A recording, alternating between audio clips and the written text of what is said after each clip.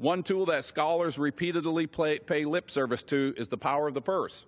We talk about it all the time, but we don't see it in action. While historically being an important tool to enforce the will of Congress, nowadays a fight over spending devolves into a blame game over shutting down the government. It's a black eye for our system of government. It's a black eye to our nation, to the notion of stability, and it's an insult to the American people and furthers the dysfunction of this great institution. The balance of power in our government is out of alignment, and it is up to us in Congress to reclaim what used to be ours, the legislative veto. The legislative veto used to be a potent check on executive branch for the better part of the 20th century. However, a broad ruling by the United States Supreme Court in 1983, INS v. Chadha, nullified the legislative veto in over 280 statutes.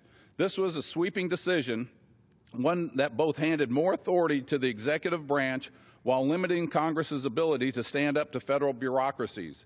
In his dissent, Justice Byron White, who was nominated to the court by President Kennedy, correctly identified the fallout from the decision, and I quote, "Without the legislative veto, Congress is faced with a Hobson's choice, either to refrain from delegating the necessary authority, leaving itself with a hopeless task of writing laws with the requisite specificity to cover endless special circumstances across the entire policy landscape, or in the alternative, to abdicate its lawmaking function to the executive branch and independent agencies.